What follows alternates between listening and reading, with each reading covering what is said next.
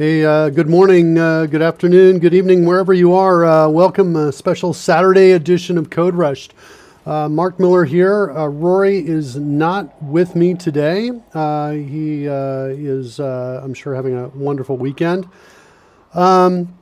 However, today I am without family members for the most part, and I made some promises yesterday about writing some code today. So let's kind of get into that. I wanted to start by showing. Let's hold on a second here. Let me show you the mock-up that we've got for this. What we're going to build today. It's right here, and if I hit play, you'll see it right over there. This is inside Adobe Premiere. Well, it needs to, that didn't work. Well, try it again, see if it gets the cache back there. It's a little better. If I do this a few times in Adobe, it'll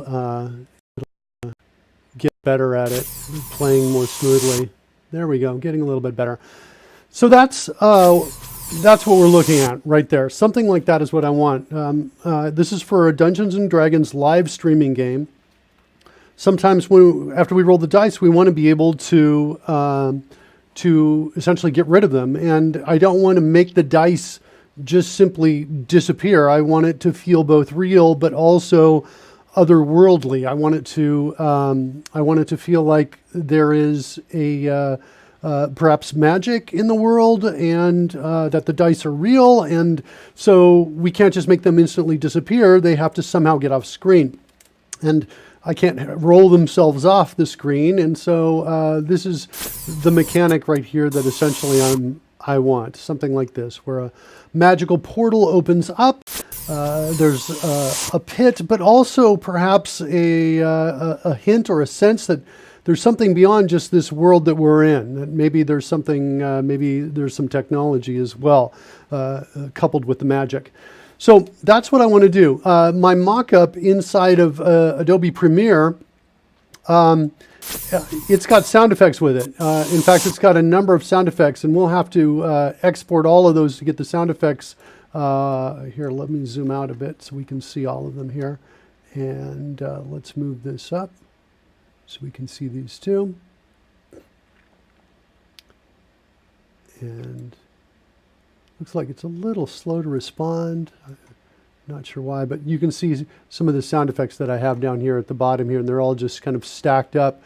And I think what I'm going to do is I'm just going to export all of these as a single MP3, and we'll play this. That's kind of what I want to do.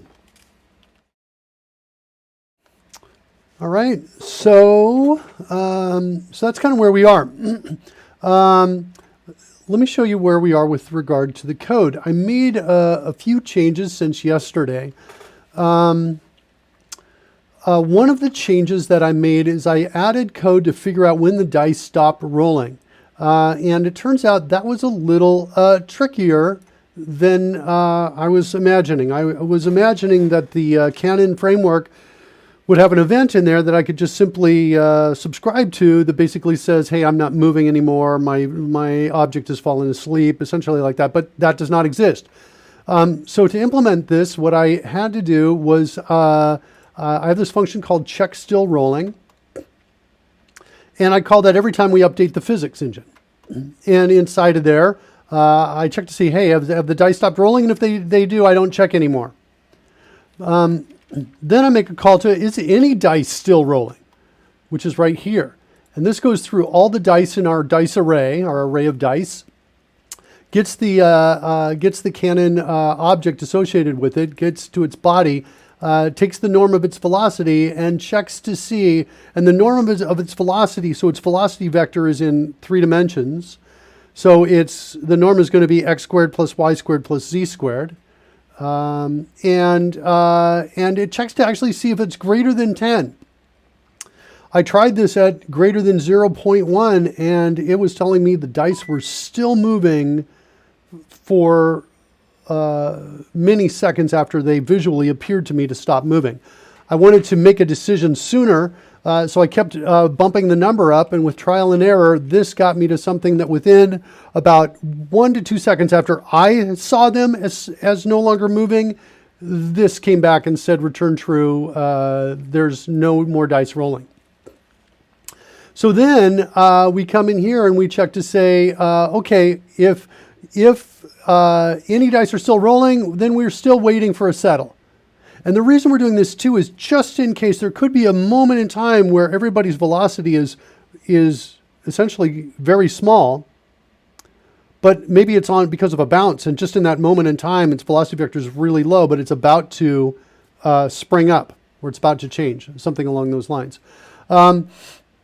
So that's what. So then what we do is we get down here and we check to see if we are waiting for settle. And we've got to this point where no dice are rolling. We record the first stop time, and we do that. But if we are not waiting to settle, let's see here. Hold on a second. If we're not, so that means it's the second time in to here. So waiting for settle is the first time in. The second time in, so we've already checked once, and we checked a second time, and the dice are still not rolling. We now check to see if this time minus the first time divided by 1,000, so we're getting into seconds here, is greater than 1.5 seconds. And if it is, then we call on dice roll stopped. And we say, hey, the dice have stopped rolling. And if we're here, then we log that out. And let's take a look at that inside of Chrome. We'll take a look at that right now and bring up the console log right here. Refresh. And bring up to the console. And dice have stopped rolling. There it is right there. And when they've stopped rolling, I just go through and I send out, these are the dice and the values that are up at that time. So I've got a value of 13, 5, 9, and 19. So I can tell the values on the dice as they come out, as they're done. So here, if we move this over a little bit so we can see more of these on screen, I'll demo. We'll show you the corresponding. So we got 8, 7, and 12. And then if we open up, we should see there's 8, 7, and 12, and the 5 was off screen. So we have access to the dice rolls, what they are. Now, there's something I'm not liking about this. By the way, Surly Dev is out there. Welcome, Surly Dev. It looks like your drone command didn't work, did it? I'm not sure why that's the case. Let me just double check that. Looks like that's not the case. It didn't work. Oh no, mine worked for me. You might have done it before the outer overlay finally came in. I'm going to dock here a second to get rid of my guy. And hey, how am I doing today? Well, I have a positive attitude. Let's start with that. Let me mute this a second here so we're not hearing the click of the die. My attitude is relatively positive, but my brain is not as alert and clear as it normally is, or as I'd like it to be.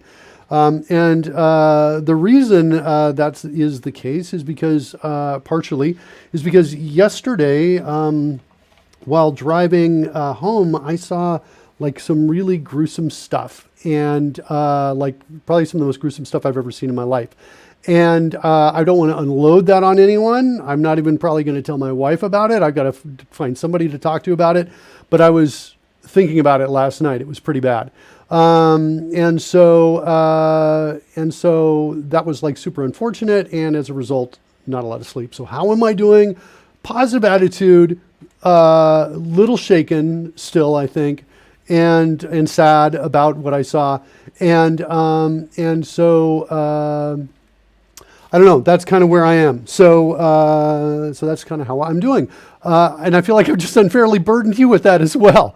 No, it was not. Unfortunately, this was not, it has nothing to do with the bus incident from before. Nothing to do with anything that I was responsible for.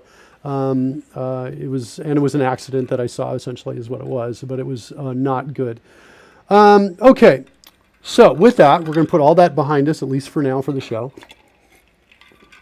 And Surly Dev, let me know how you're doing today. I bet you are doing better. Shirley Dove says, feel free to unload. Yeah, I've picked one person, one friend, and I've reached out to them and said, hey, let's talk. Because I've like, who is the most empathetic person that I know that's also, mentally strong enough that they can take this, and who also I have a good enough relationship with that they would be like, yeah, okay, I'll listen to you unload. So I picked one person, and I will be reaching out to that person later today. Or I've reached out already. We'll hopefully be talking later today. Let me do one other thing. I'm noticing my webcam is looking like, oh, that didn't go well. Look at that. Really interesting. Hold on a second. This looks like I'm dealing with an issue with, let's do this and then this. That's a little bit better. There we go. Yeah, so there's an issue with, I was looking a little yellow, and then I was looking a little invisible. I have like probably one of the most expensive, well, it's definitely the most expensive, the highest end, maybe a better way to say it, webcam that Logitech makes. And still this thing resets my white balance every time I come in. And so I've got to, fix it and change it. Not sure why that's happening. I would love for it to just realize that I'm always want it to be at the manual setting I put it at, but I seemingly have to go back in. And it could be, in fairness, it could be OBS as well. I've got multiple pieces of software working with the webcam, so had to do that. Surly Dove says no buses or accidents, so I feel fortunate. Good, excellent for you. Went to a makerspace. Oh, I love these. So I live in Costa Rica, and there's no makerspace here at all. Surly Dove, there's nothing. And I want, I imagine how cool would it be to have something like that available.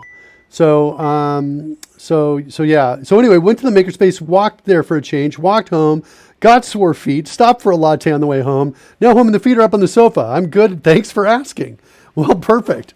That's awesome, right? The only thing that could probably make that better is like, getting someone to massage your feet.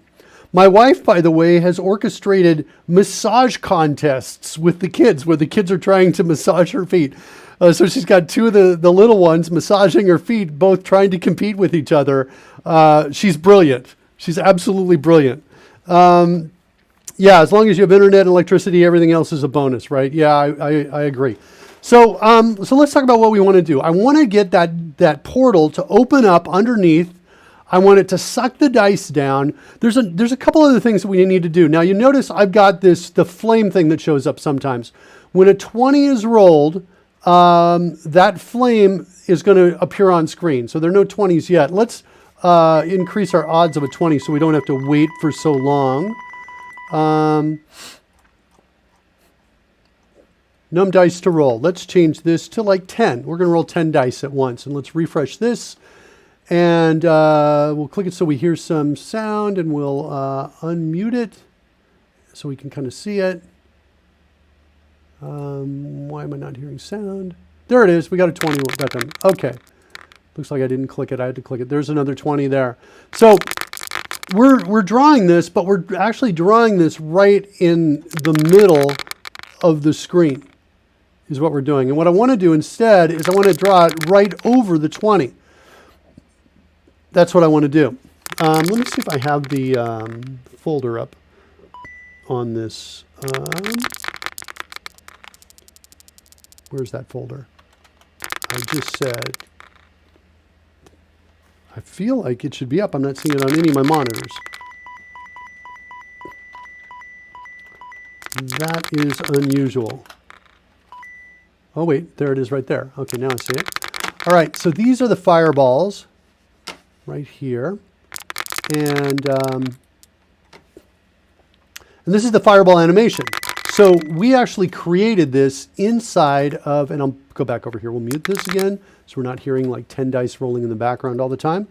So we created this in using Adobe Premiere. And one of the things that, and we're using the sprite engine that we built here in the stream to render this out. So the sprite engine, basically we say, okay, hey, here's my, folder, here's all my images, and it loads them all up one at a time. and then plays them out at the frame rate you specify. We built all of this in earlier episodes. And one of the features that we added to this, looks like this is really taking a while to respond here. Let me open up one of these right here.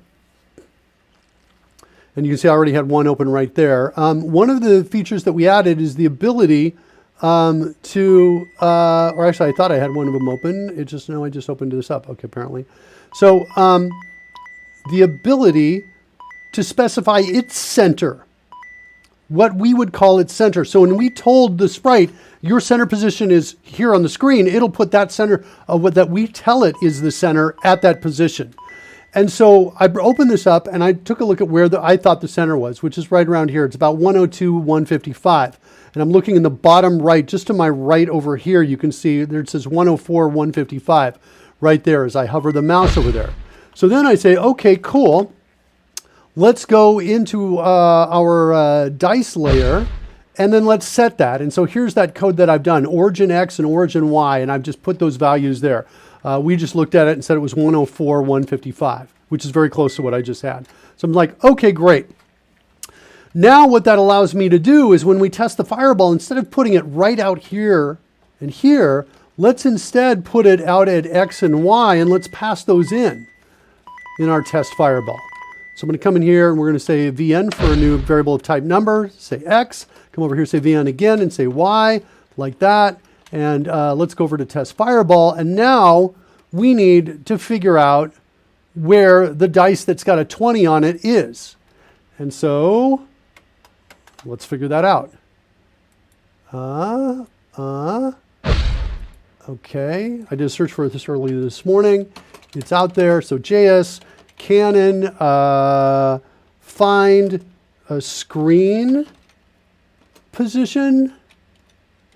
And actually, it's not Canon. I think it's 3. Because Canon is just the physics engine inside of it.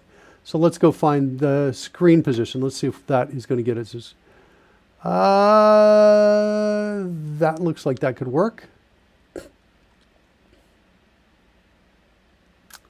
Okay.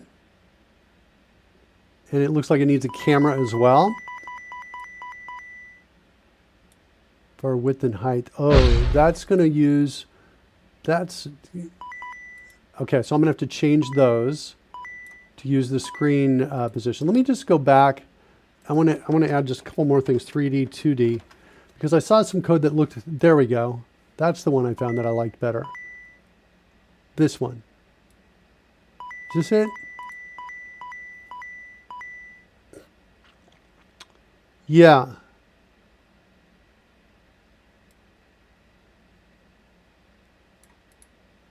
Let me just double check, see if there's anything else.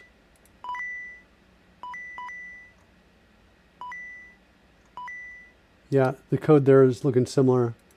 And what do we got there? All right, let's go. We'll pick this one. Whoops, that's not the right one. Is it this one? Yeah. We'll take this. Oh, wait, though. I want to get it from an object. Hold on a second. Find of object.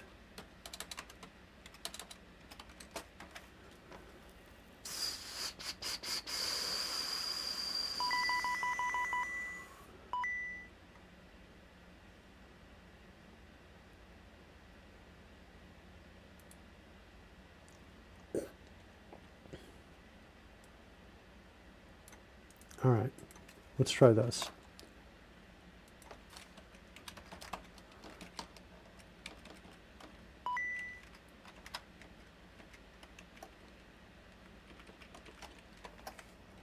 Well, Ben, it's out there. Will, great to see you. Thanks for joining us here on this Saturday morning, evening, afternoon, depending on where you are. It's great to see you. Okay, so let's see. We're getting the screen vector. We project into the camera. Now, I've already got a camera declared here, and it's actually got the exact same case and spelling. So I am not going to pass that camera in. And now I want to return this is what I want to do here. So I forget how to do this. I think it's something like this. Do I have an RO? No. Do I have just a return? And I think I can do something like this, where I do this, and then I say X, and then position X, and Y, and position Y, like that. And let's rename these while we're here.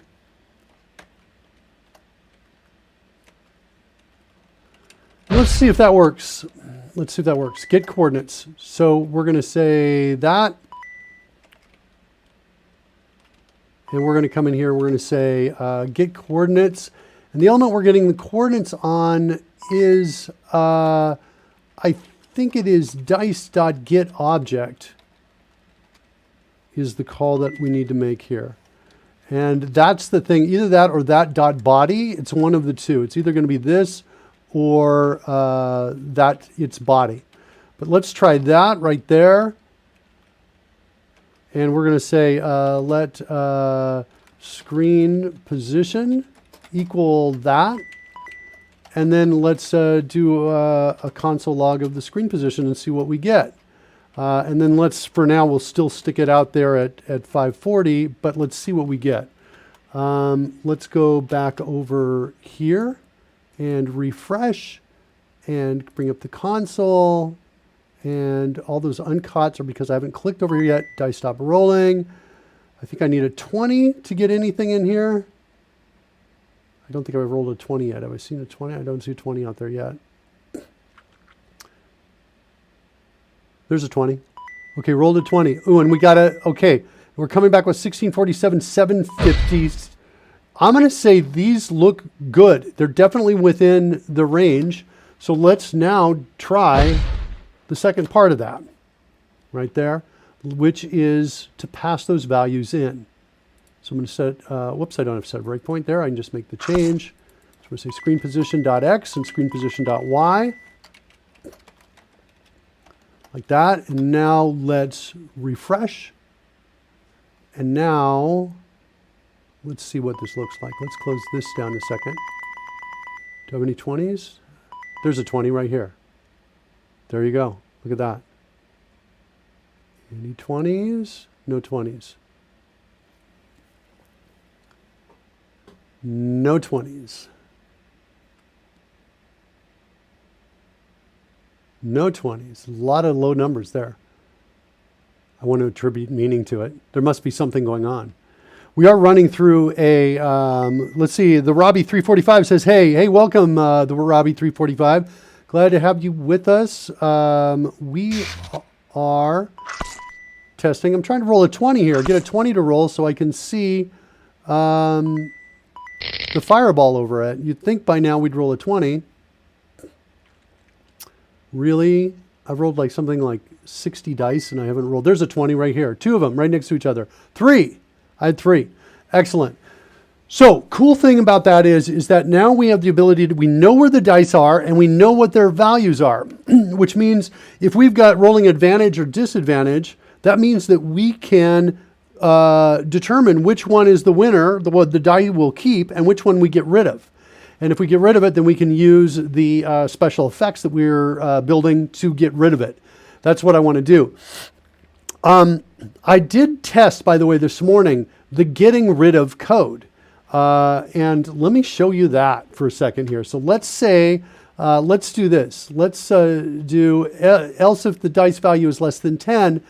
I'm going to uncomment this line of code right here. Die body dot collision response is 0. Now watch what happens when we do this, and we'll do it over in here. Let me bring up the console window on this so we can see it. And let's clear the console. Let's refresh. One more time. Clear the console. Here it comes.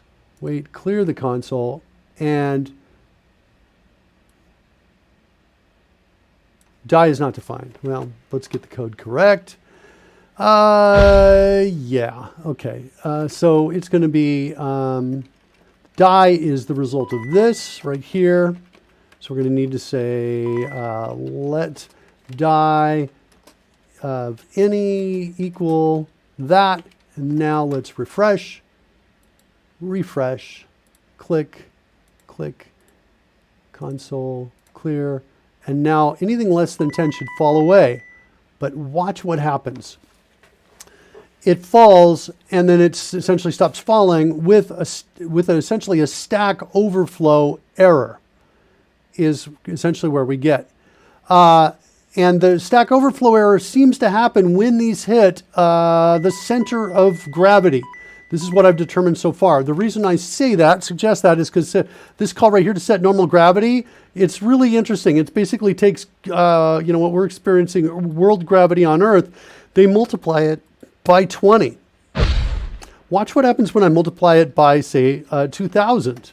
I played around with this, and watch this. Here they come to die. They're going to just get sucked down because of the gravity. And then they fall really fast. It goes longer before we get the error. So they have further to fall. It seems like it's related to the depth of this thing. Let's change it to 200 and watch it. But also the depth is seemingly related to the strength as well. So still with 200 they do, and there's the drop. They go for much longer distance before they ultimately freeze. Related to this, there's another problem that I've got, which is I think minor, and I can figure it out. But let's comment that out for a second. What we just put in here. Let's comment out this line of code right here. Refresh. Click. Click.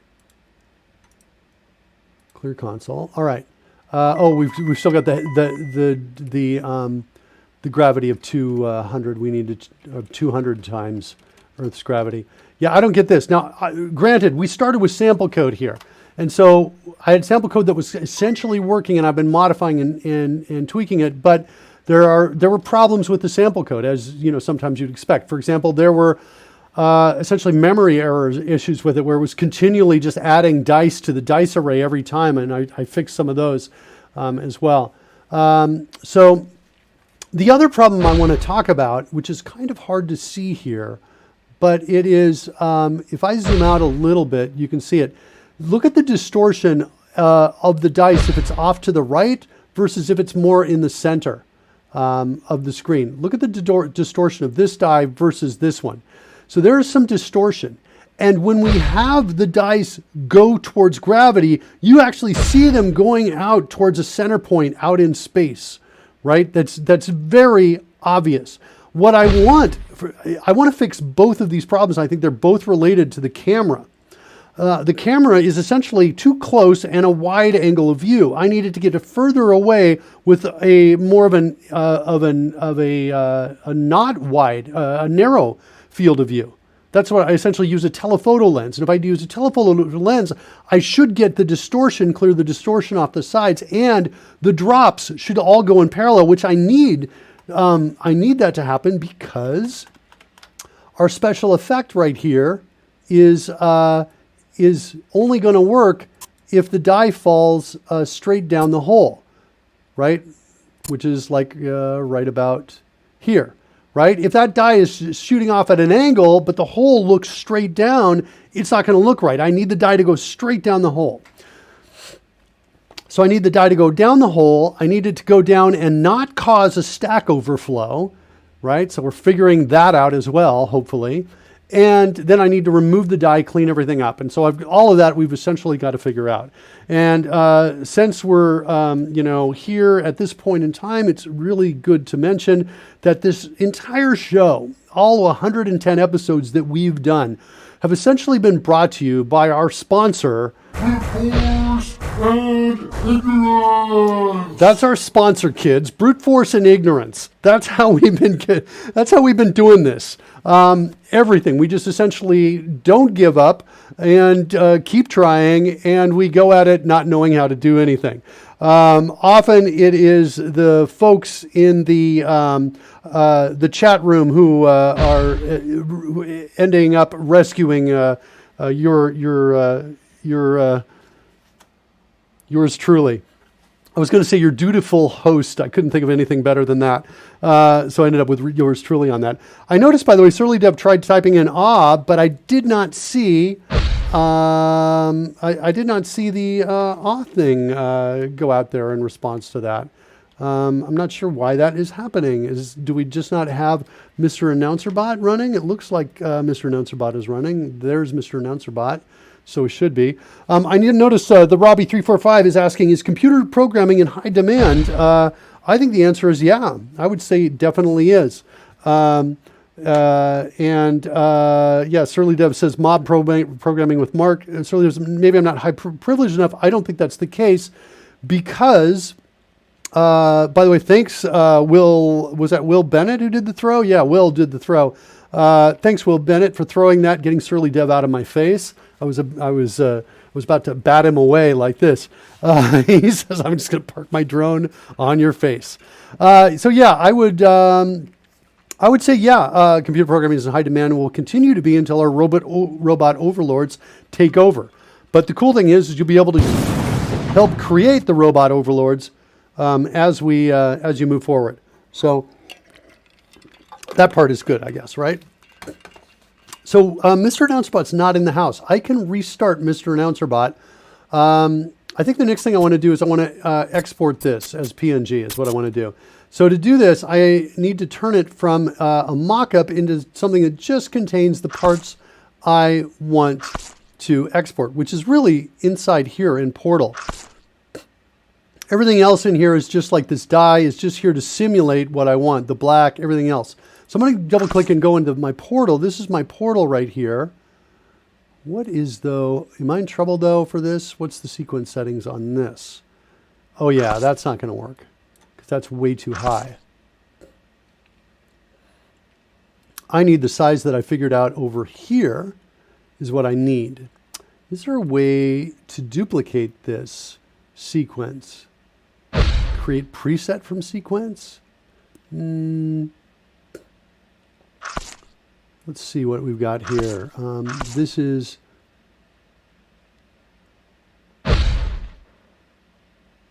that's the original.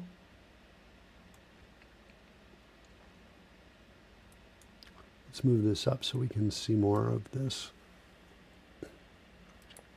There it is right here. So let's rename this.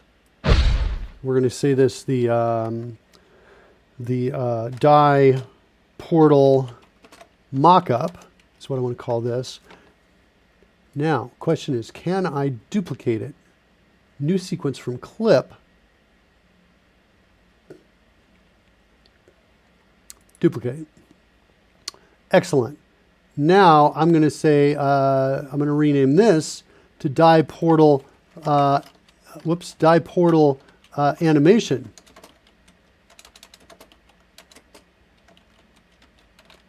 And now this one I'm going to modify to just include the piece I want. I suppose I could just turn all these other pieces off. No, I can't. The reason I can't is because I want it to only be this long, and Adobe Premiere Pro is going to make it as long as the longest piece, even if it is commented out like that. So I'm going to go ahead and I'm going to just, I think, delete all of these right here. So that's just very simple. Drag that down there.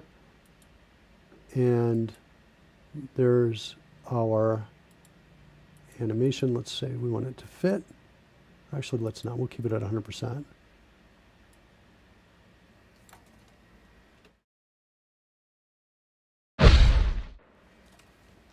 So there we go. That's what we're looking at. That's what I'm going to export right there.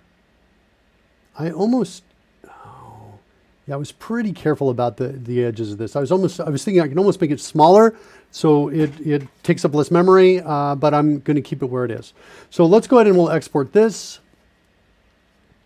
There it is. It's a PNG sequence. That's what I'm going to export it as.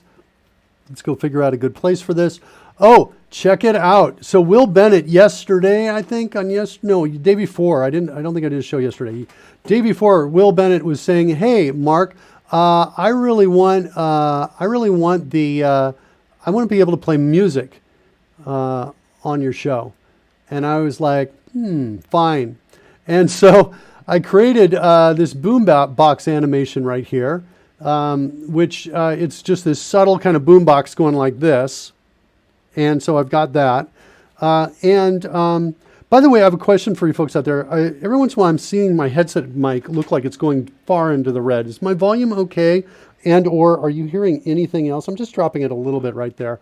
Let me know if there's any problems with the volume or if you're hearing a loud kind of sound coming up there. There's SurlyDev right there. Now SurlyDev is motivating me to create a special command to just blow up SurlyDev. Audio's fine. Okay. Boombox, showing your age, Grandpa. Jeez. What would you have me do in place, Will Bennett? What are you going to give me? I thought a boombox was fun. Here's why I want to do it. Oh, volume was better before. All right. So I will crank it up just a little bit then. Let's crank it up just a bit. Just a bit, just a bit, just a bit. Maybe I could do a little bit more than that. A little bit more? Let me know if that's okay. It says, go for it. I dare you. Yeah, I might. So the cool thing about the boombox is this. If you fly through the boombox, I think it's going to change songs. If you hit the boombox with something that explodes, it will it'll stop playing whatever it's playing, and maybe that's what it'll do, is it'll change the songs. I haven't quite figured it out, but the idea is that we use the drones with the boombox to either advance music, change the song, or something else. I'm not sure what else. Let's do this. Let's do. I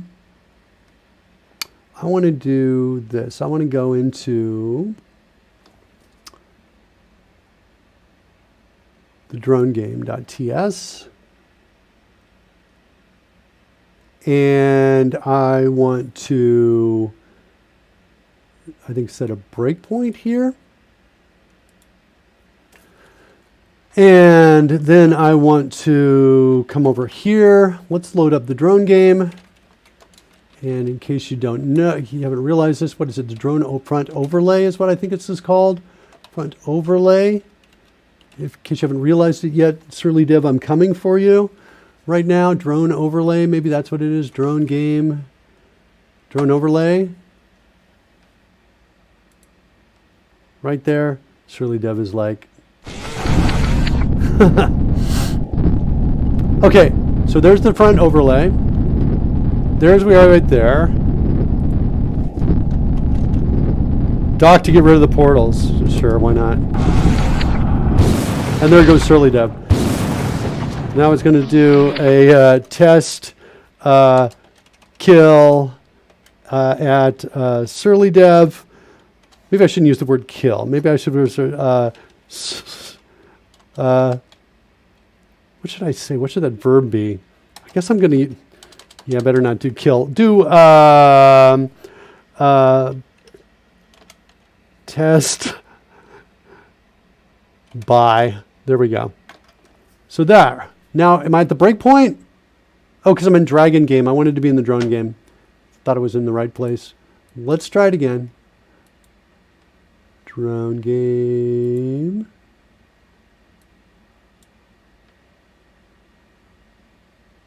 Drone game. That's where I want to be, right there. Here's my breakpoint. And set a breakpoint like right there. Do it one more time. On Twitch, no one can hear you scream. It's awesome. All right, so one more time. Here we go. There's my test. And no breakpoint. Why no breakpoint? Drone overlay is definitely there. Oh, we're not done loading. Now we're done loading. Okay. And now let's do the test again. Breakpoint. There we go. All right. So what's my test command coming in here? It's by SurlyDev. Okay. So we want to do this. I'm going to do like something like this. If test command dot starts with by like this,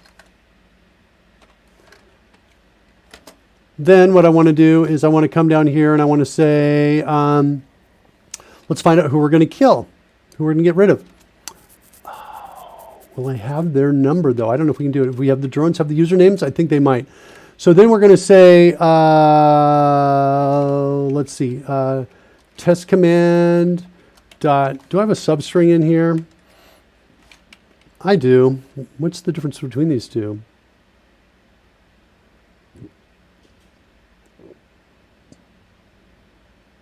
It's got an optional end parameter, and this is an optional length parameter. Oh, well, I want this. So we're going to say 0, 1, 2, 3. I think it's 3, like that. And we're going to create a new string here. We're going to say user is equal to this.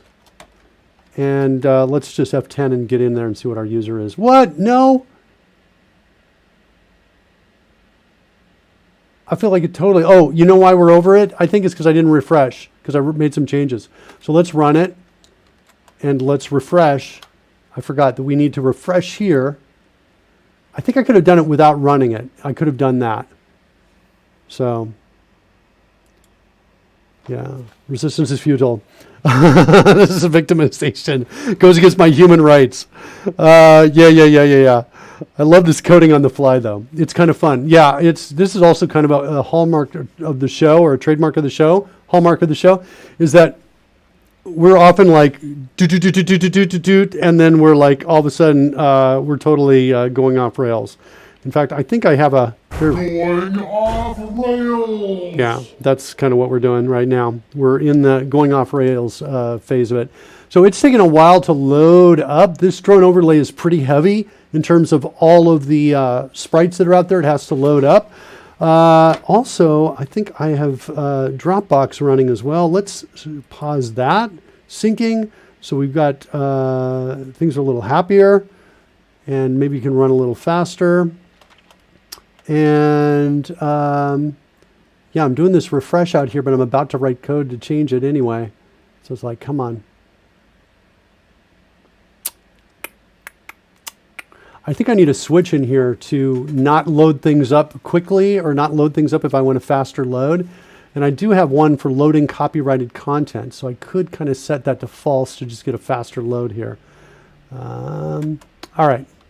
While that's loading, so I'll talk about this right here. Yeah, look at lazy loading is the suggestion there. Yeah, well, I think that's kind of actually what's already happening to some degree. There we go. It finally finished. Okay.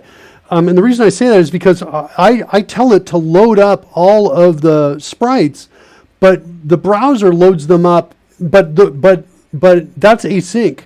And so I say load them all up, and then I'm back and running the code. That's why some things kind of start to work even though not all the images are up yet.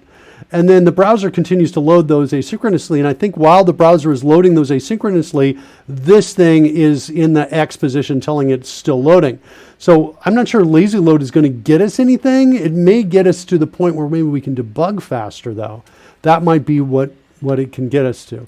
All right, so one more time. Do I have that on the clipboard right there? Yeah, now Surly Dev is hiding, not out in the... Okay, so let's see. Breakpoint. Why not? Why aren't we here? Why no breakpoint? One more time. Yeah, it's not at the breakpoint. Not stopping. All right. Well, it looks like it should. We did a refresh. I'm going to chalk this up to, I bet if we restarted, this whole thing would work, is my sense. That's kind of where I think we are. I feel like sometimes that happens. We get into a state where we just have to kind of shut things down and restart them, and then they work again. So let's actually maybe do that, because we also don't have Mr. Announcer Bot as well. So we'll close these guys down. The thing I was going to point out here is that how to change a body that collides to one that falls without collision.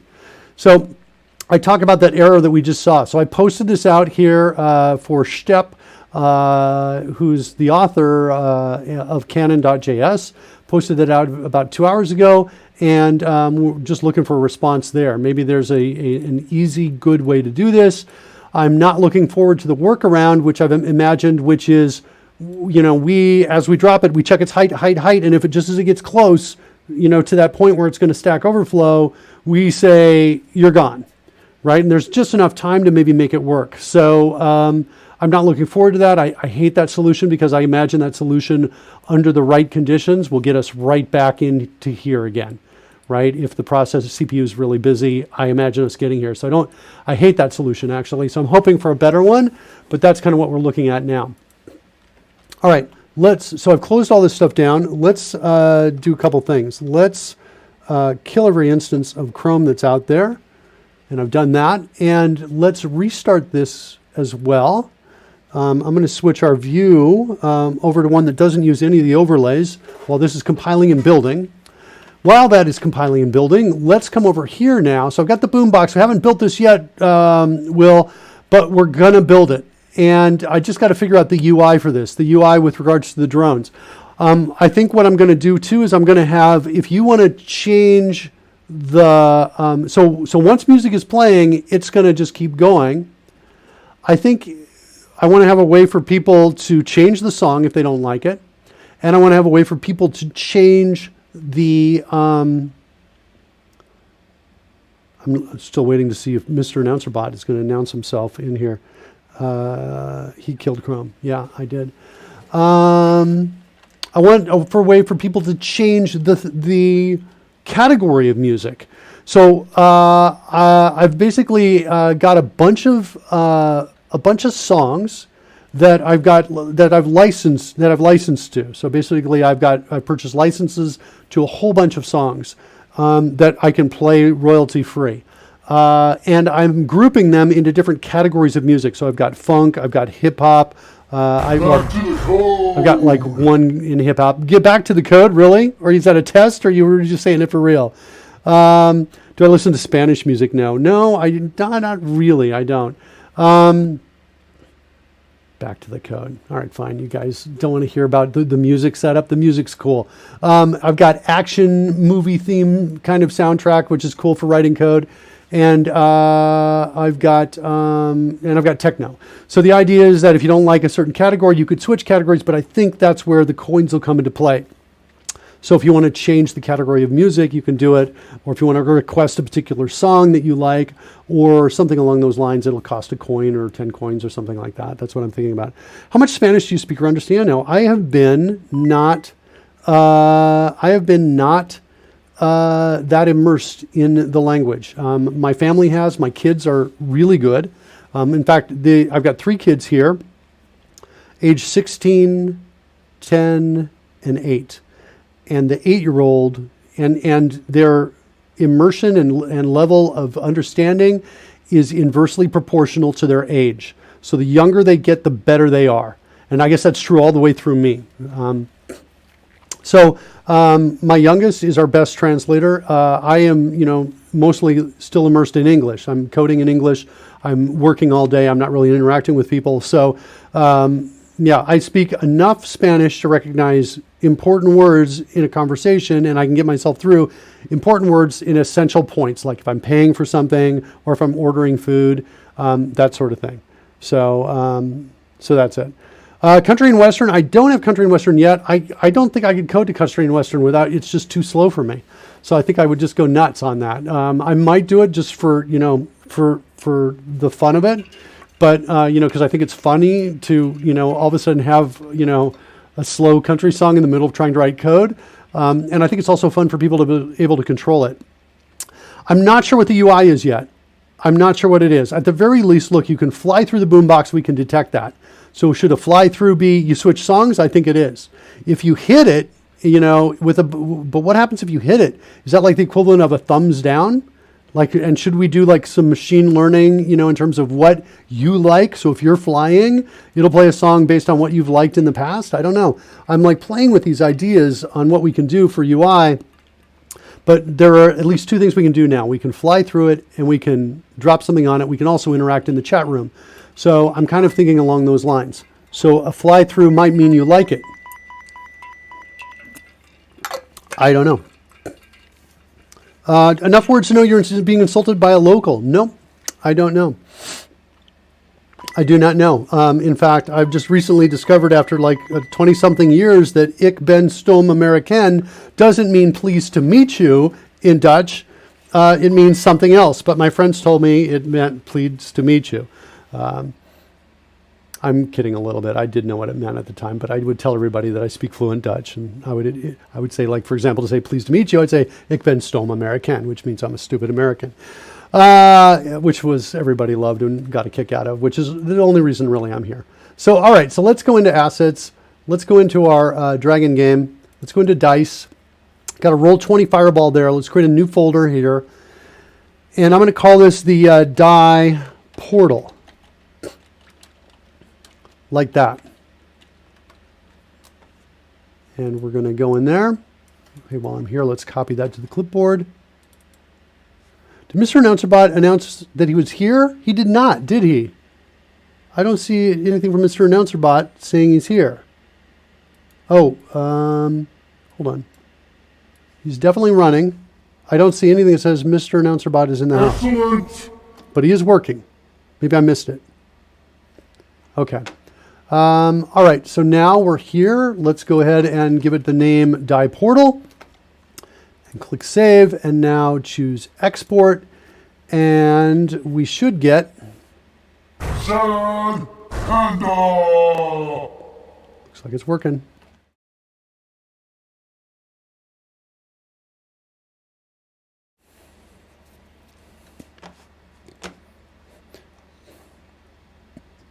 I was in Germany for 3.5 years, says Will Bennett. So I think that means he understood what I was saying. Ik ben stom American. Yeah, there's some similarity, I think, between those languages. And there's also a lot of people who speak Dutch also speak German, based on my understanding. All right, so that's what we've got there. I'm just going to go ahead and say generate one more time, just because I want to get that folder up real fast and quick and show you what's inside there. That's what we got. And it looks like one extra at the end, but not bad. I'm going to come out of here. Oh, you know what, though? Hold on a second. Let's open in a new window. I've been making this is slightly not red. This is kind of a pink color, and I want it to be red. So I'm going to delete all of these. And we're going to generate one more time and make it red. Because I want it to be really close to red, because we've got color shifting abilities. And I want to color shift and have the color shift be consistent all the way throughout. So we're going to do this. We can't quite do this here. Hold on. Let's hit cancel a second.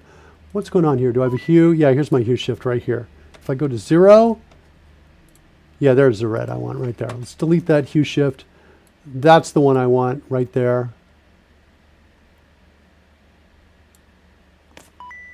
I want to just, I've never done this before, but I saw a video of this the other day. I want to see, is there curves? RGB curves. I want to check this out here. Let's see. If we do bump up the red, drop the green, and do this. Just trying to look at what kinds of effects that we can get here on this, that in terms of intensity and how it looks. So there's the effect with it, and without it's there, and there it is with it. This is actually taking some red out of it, but it's kind of getting I'm getting a sense of greater depth in it, is what's kind of happening, which is kind of interesting.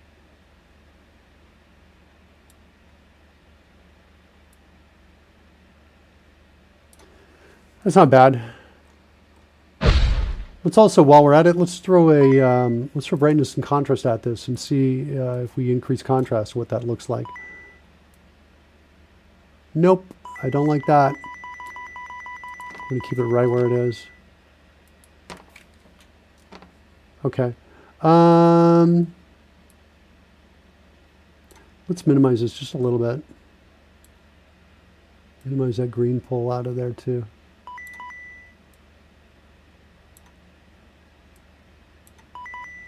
And let's double check it. There's without, there's with. Well, on a darker background, it certainly looks better. This is the thing, is creating effects that look good on both dark and light backgrounds. So let's give that a shot right there. It looks like also the last one was empty. So I'm going to delete right there from there to the end. And then let's save it. Let's generate. Here's my die portal. Going out to the right folder. Export it. Here they are being generated. Now it's red, like I want it to be.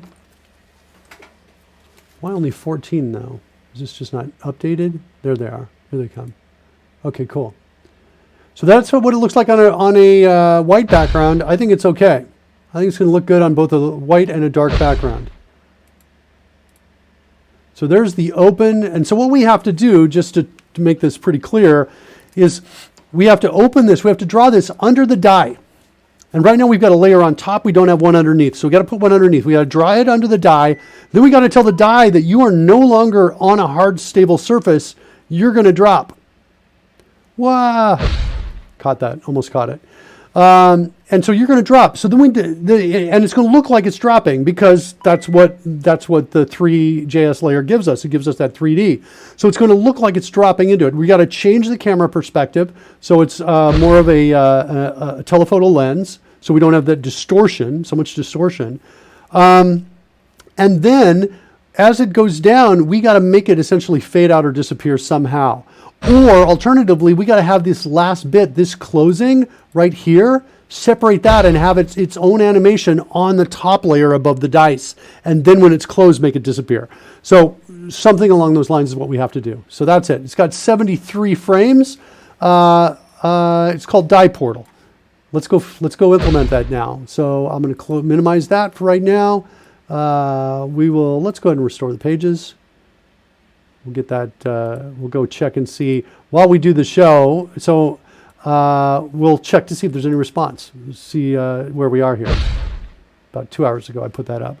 Wouldn't that be awesome if that showed up in the middle of the show and we got a fix? Okay, so let's go to our dice layer.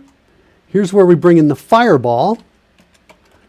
I'm just going to copy all of that and come down here. And now it's inside the die portal. So this is inside die portal, like that. And there are 72 of those, I think. Nope, 73. So 73 frames. It's going to run at 30 frames per second. Its animation style is sequential, meaning when it's done with the animation, it removes itself automatically. Surly Dev is taunting me and tempting me right out there. I do have the dock command. I want you to know that as well. I'm going to open up one of these inside my image editor. We're going to find that center point, which is of the image, not the center point. I mean, the center point of the graphic, not the center point of the image, right? And so that looks like it's 188, 212. So you can see those numbers just there, real tiny there under the chat window to the right. 188, 211 is what it looks like now. Let's get this really as centered as we can get right there. 189, 212. So that's what I'm going to use. So X is 189 and Y is 212. Okay. Whoops. Oh, guess what? I got a breakpoint over here because we got to test rainbow. And let's just go ahead and run it. And if we got a test breakpoint there, well, that's in the dragon game. That's okay. All right, close. Okay, so 212 is what I was typing in here. Okay, and there's my, but not the fireball. I want this. Closer. Getting closer. Dice portal is what we're going to call this. And we're going to add the fireball up here. And we're going to add the dice portal here. And let's declare dice portal wherever we're declaring fireball. There it is right there. Dice portal is there. Using CodeRush's selection increase. Or I'm sorry, duplicate line. All effects. Are we drawing all effects, update positions, and draw? We are. Cool. Excellent, excellent, excellent. So that means the portals are going to be drawn. That also means that we've got a test fireball, we should be able to right now add a test portal.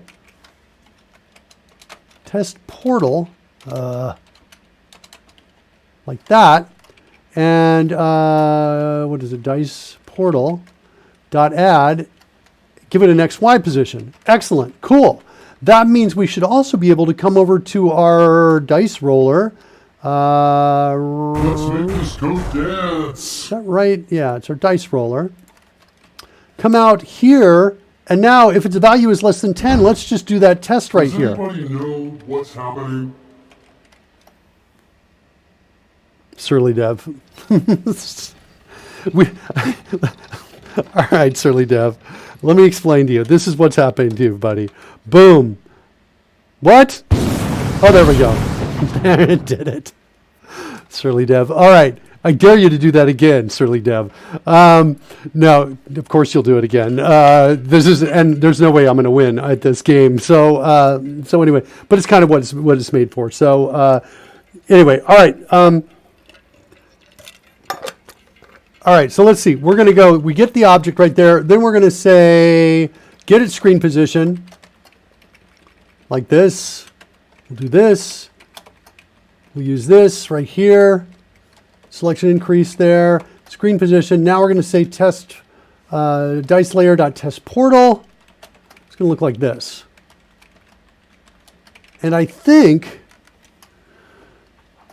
right there, that is going to be all we need to do. So now, if we come over to our testing window, like this, and we come in to our die roller, let's do this. Switching to this view right here, that temporarily stops your abilities to do that, I think. Although I'm trying to right click and get inspect up here, but I'm not. What's wrong? This doesn't feel right to me. Why is it taking so long? Am I at a breakpoint? Nope, I'm not. Huh. Let's restore this view. What is going on? I feel like there's a problem, but I don't understand what I did to introduce the problem. This code should never be called. Oh, wait. Hold on. No, that shouldn't be a problem either. I was going to see. No, is that it? Really? Ugh. I think it might be this. Each one of these is about 1/3 of a meg.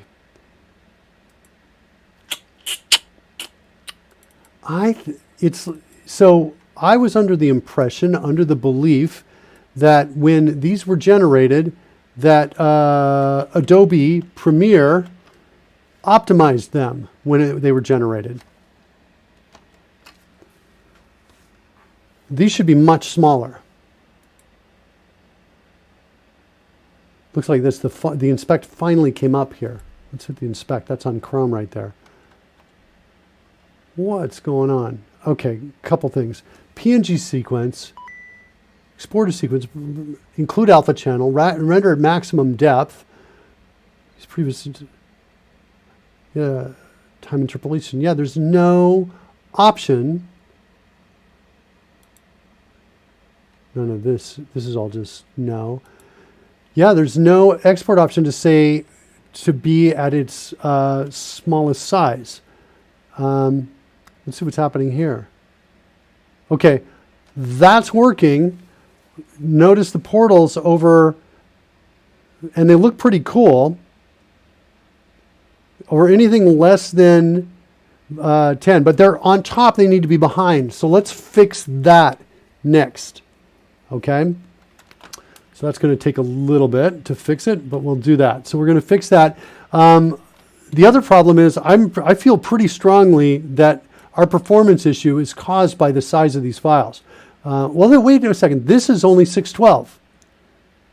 Okay, so maybe these are as small as they can be. Let me try one thing on this. I want to bring it up in the image editor, and I want to say save as, and give it the same name, options, run optimizer. Yeah, we can compress and get these smaller, about at least a third of their size. So that might be something that I do later in a batch process. Right now, let's fix it so the portals show up behind the die. That's going to look good when those come up. And just to be clear, for now, this is a test where I'm just saying anything less than 10, and I'm bringing the portal up. But what I want to do is I want to make it so that that if we roll, for example, a roll, we also throw out the damage dice as well. So if it's a hit, the damage dice stay.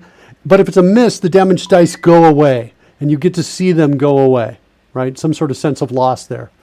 But cool. I'm loving that we're getting the positions of these, and those are all showing up. All right, let's get the back layer. So to get the back layer, I need to get to my my page first here. And so let's start with my die roller page. And I've got a dice canvas here. This is really should be called the dice front canvas. I think there's no way I'm going to be able to rename this. So let's do a, should I do a search and replace all? So let's call this dice front canvas. And let's just find next, and we'll find each one manually and replace it. I don't think there are a lot.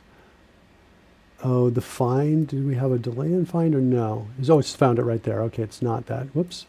That was not what I wanted to do. I want to say note to Visual Studio. I am never going to want to do that. Okay, so let's replace this one. Let's replace this one. Sure, why not? That makes sense to replace that as well. Let's replace that one, this one, that one. No, we're not changing those line endings, and nothing else is found.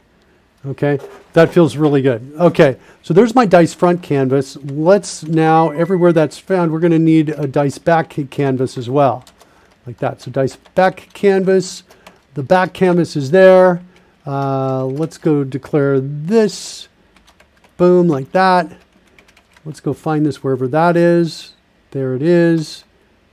Oh, let's do this. We need to do the same thing here. Dice context, we're going to call this dice front context, and we're going to need to have a back context as well. Look at that duplicate line. Figured out I wanted to change that to back. Let's go find that. Declared there, duplicate line there. Does it for me automatically as well. Okay, there's my front context. Let's see what else we want to do here. Let's go find where else the front is. And that's it. It's only used in those places. So that means our back is in all the places we need it to be. That means we're really only working with this guy right here. Right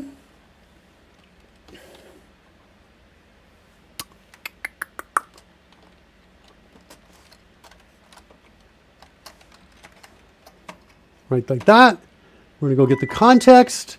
And then we're going to say, let's do this, dice back context, clear rec. So we're going to do that same thing there in both of those. Then now we need to worry about our effects as well, and whether they're on the front or the back layer. So this is going to be, this one's going to be all front layer effects. It's going to be there. And we're going to duplicate this and create all back layer effects as well. Right there, we're going to tab to next reference, find that, duplicate that, duplicate that line. There we go. And then we're going to say the fireball's on the front layer, but the dice portal's on the back layer. Okay? We're going to keep going through finding the front layer. There they go. We're going to do those two things. We're going to also duplicate this line, boom, boom, boom, and we're going to duplicate this line. And that's pretty awesome. And just make sure that we're adding the portal to the back layer. Cool. Excellent, excellent, excellent. Next, is that really all we need to do? I feel like there's something we were missing here. Front context. Anywhere else front context is used? Nowhere else. Is that really all we need to do? Did I rename it? Oh, I didn't create the back canvas in diceroller.cs HTML. I've got my front canvas, but I don't have my back canvas. So I'm going to put my back canvas right there. And let's see if we need to specify our z-index. Is there a z-index? Okay, it's right there. Let's get rid of the z-index on both of these here and see if this just normally works. This was a suggestion Will had the other day to see if that was going to work. Let's refresh, see what it looks like.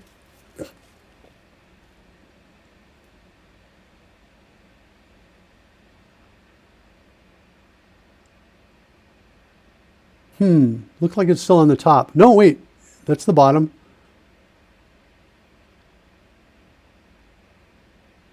I think it's working. So get your eyes on one that's less than a 10. Wow, it changed that 9 to a 15. That was awesome. 7. Yeah, it's behind it.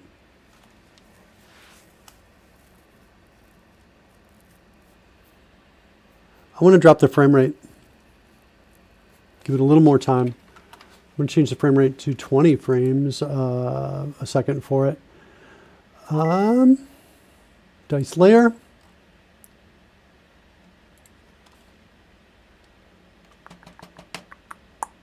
I think 20 is at 50. If I'm not thinking too hard about it. So the dice portal is going to go at 20 frames a second. Should slow it down a little bit. Let's refresh it.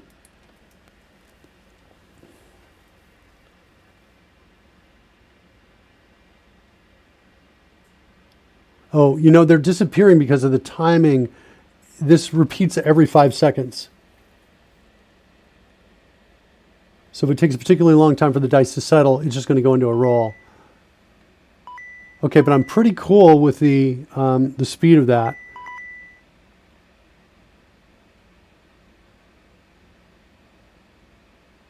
Pretty cool with the speed of that.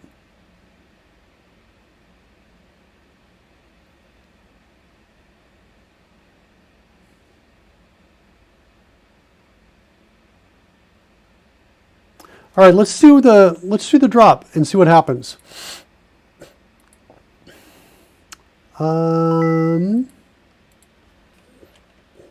Let's do this. We set the die body collision response to 0. Watch the drop. You'll see it'll only work once, and then we get that error. So here comes the roll. Get your eyes like here. Also watch the direction. So there, it basically that's as far as we got to drop, and it was a mess. Let's try this. Let's say something like world dot. Do I have a set gravity? What is it? What is it in world? World gravity set. Let's change gravity just in this moment to that really crazy one, and see what happens with it right in that moment. And again, we only get one because we're going to get that error again. But let's see what happens with this and watch how they fall in the hole to get a sense of what I'm talking about. Yeah, see what I'm saying? See what I'm saying on there? Let's change it to 200. It's a little crazy there, or maybe 100. Let's do that. So 100. Here we go. Watch the 3. See how they all kind of go to that one spot? I want them instead falling straight down through. So I need to figure out the camera. Let's see if I can do this, if I can find it real quickly. 3JS,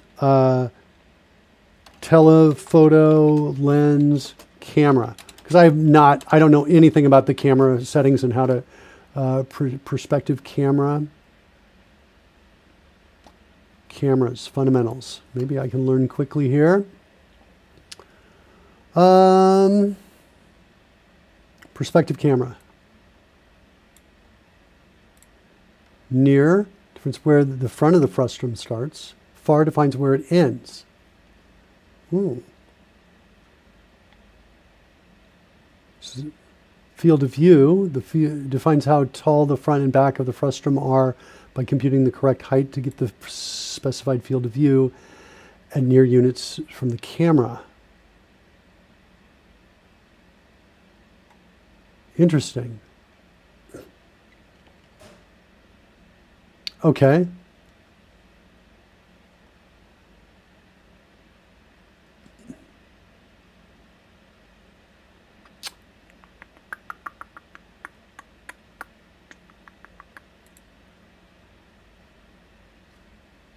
Okay, cool. So let's see what we want to do. So that doesn't help. that's not really what I want, I think. I think the problem might be here. Ooh, that is looking potentially interesting. No, but it's not changing. Yeah, so actually none of those are what I want. I don't want any of those to be modified. I'm looking for something else to change, which is essentially how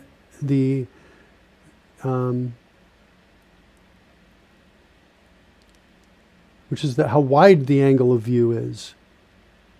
The aspect ratio. No, that aspect ratio is the lens. That's not what we want. The field of view? No. How do we change the aspect ratio? Does it let you add multiple cameras that are active at the same time? I'm not sure it does. I only want one. Hey, Mark.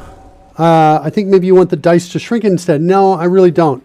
Because I want it to look like they're falling. And the rate of shrinkage, I actually just said that, the rate of shrinkage for the dice is going to be very recognizable if it's falling, and I think it's going to be hard to simulate it if we are just shrinking it and to make it look like it's falling. Do you see what I'm saying? So I'm looking, and I also want to fix the problem where the dice on the side are distorted, because I find personally it's harder to read what number is on top when it's off to the side.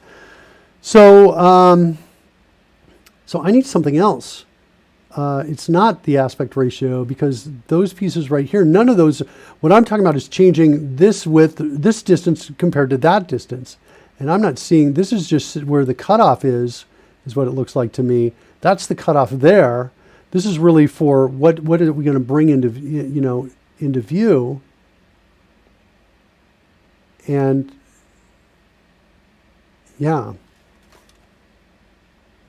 Normally I would expect we have a large field of view and then we zoom in, is what I would expect, something along those lines. Let's try another search for 3JS camera zoom. You be able to help me out there? Zooming camera in.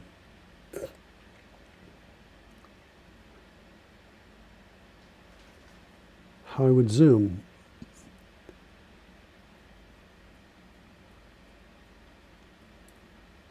The field of view. I don't know. Yeah, okay. So I don't want to zoom then. Maybe that's not really what I want to do. Let's go back to this telephoto. See if we can find something here. Telephoto and wide angle. Let's see if that is perspective camera. That was the piece we were just in there. No, were we here?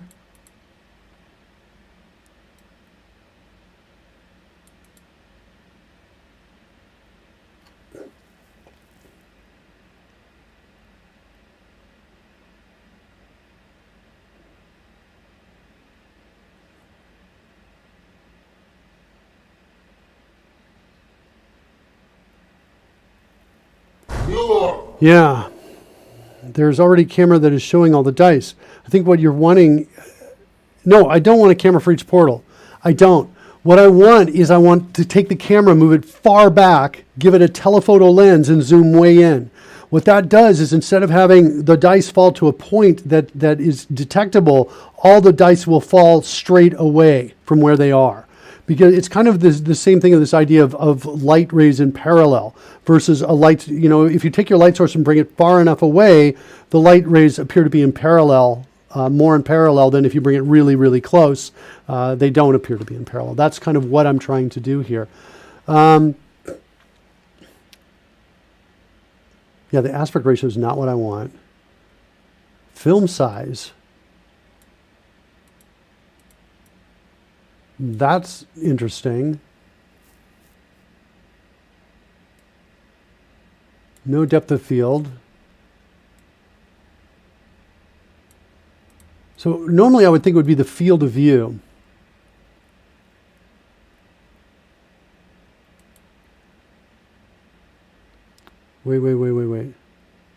Wait. What's orthographic camera? What is that?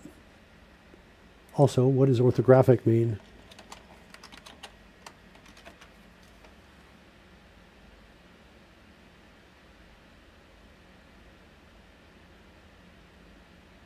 That didn't help.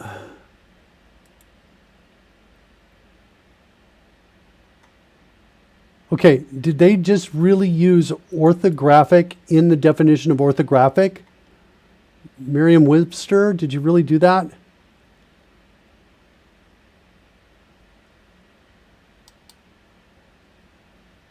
I have a feeling it might be. Here we go. What you got?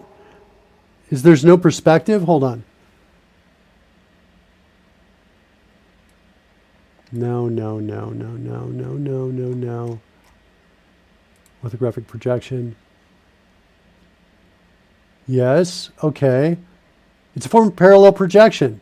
I think I do want this, where all the projection lines are orthogonal to the projection plane. I want this. I think this is what I want.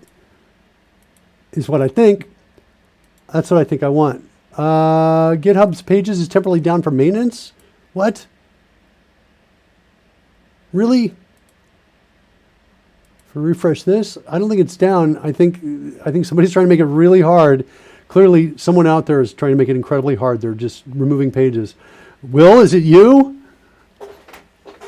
Will's like, I don't think you want orthographic here. No perspective. I think that's exactly what I want. No perspective. How do I get an orthographic camera? Let's do a search for this and see if we can find that. No, I just wanted to copy that. Okay, so let's see this. 3JS orthographic camera.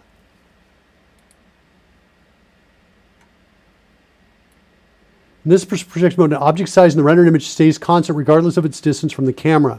But then I lose the perspective. So I don't want that. I don't want that. Darn. It was close to what I wanted. Am I really going to have to shrink it? Karma? Well, Karma was after me. That's what he was saying. Karma is after me. Okay, fine. So I think this is going to solve the problem when it's on the sides, that it's going to all distorted. Should we play with some values and just see what it looks like?